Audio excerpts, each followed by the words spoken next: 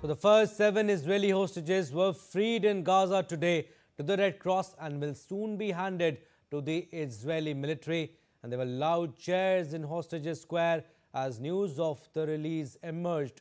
So Hamas earlier released a list of 20 living hostages being freed.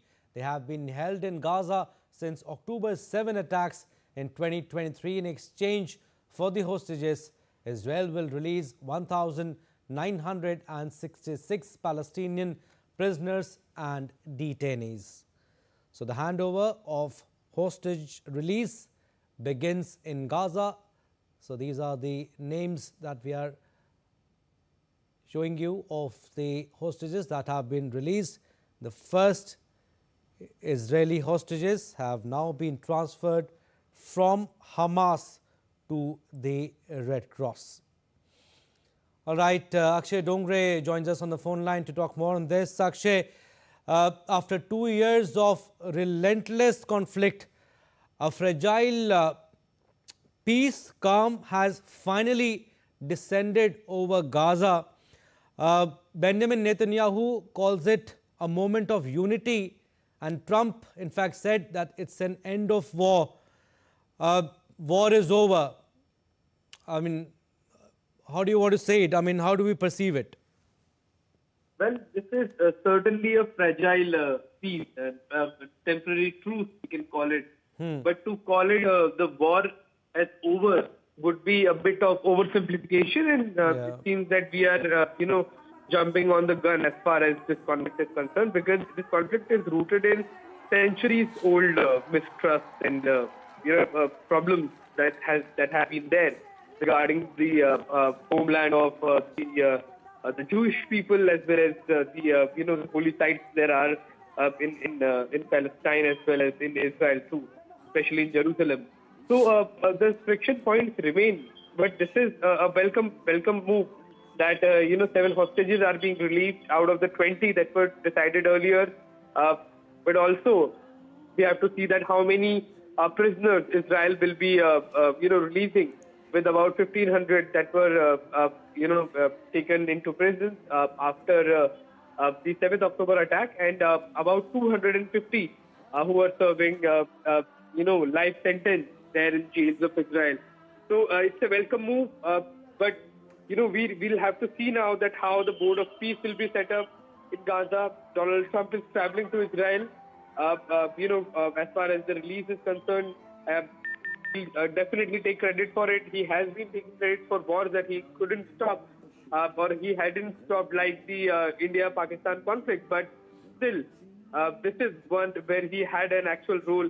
So in all certainty, he'll be taking credit for it. But now let's see that how the peace will remain here as far as Palestine is concerned, and how the two sides will ensure that the conflict doesn't break out again and the friction points do not emerge once again. So it remains to be seen. A lot remains to be seen, Abhishek. Absolutely, Akshay. It's a historic step, but several questions need to be answered. There are apprehensions also, and these are the live visuals that we are showing you. On the left side of your screen, you can see Reim military base, and on the right side, the hostages square. So the handover of hostage release begins in Gaza, and this is a dream come true. We are euphoric, very excited, and dying to hug him, father of one of the hostages said.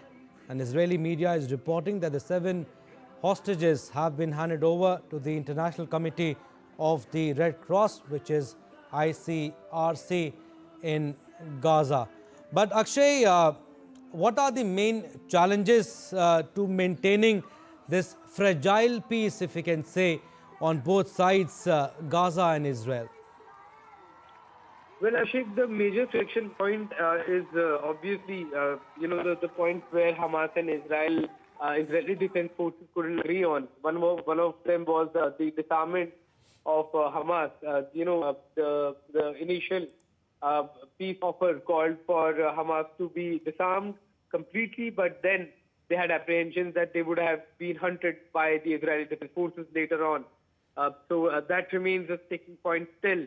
Also, what what remains to be seen is that the complete handover should take place of the hostages, because they have been through hell in the last 2 years. They have gone through a deep psychological trauma, seeing their friends die. Just a few days back, we saw the news that one of the survivors also died by suicide because he was in so much of trauma that after seeing his girlfriend and his best friend die. So the situation remains complicated.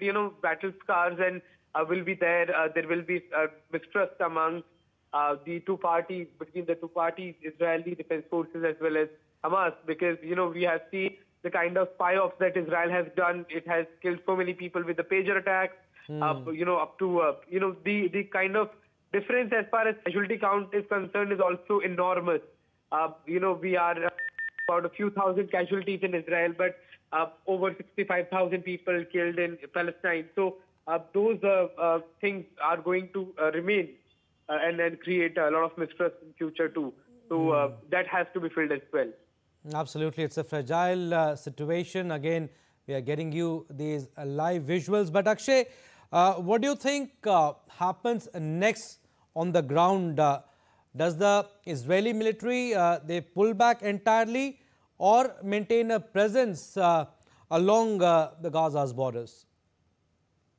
Well, it has to pull out of from Gaza completely. Okay. That is what it says in the ceasefire document. But Israel has said that it will slowly and gradually pull out, and not in one sudden manner. So they will start to gradually pull back as the international these groups that are forming there deploy their own security to ensure that the conflict doesn't break out again.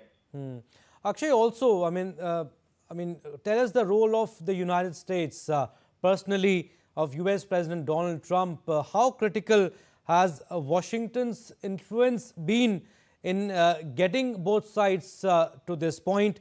And the challenges, can it keep them there? Well, it can if it wants to. It is still the biggest power as far as military terms are concerned, economy as well. And in that area, now Saudi realizes that U.S. doesn't need it for its own fuel, requirements, because U.S. now has become the world's largest fuel, the country that has the largest supply of fuel. So Saudi wants U.S. support, other countries as well, and Israel too. So that is one country which can actually bring peace in the region. All right, Akshay, we'll leave it at that. Thank you for the time being, but yes, we'll keep taking updates from you.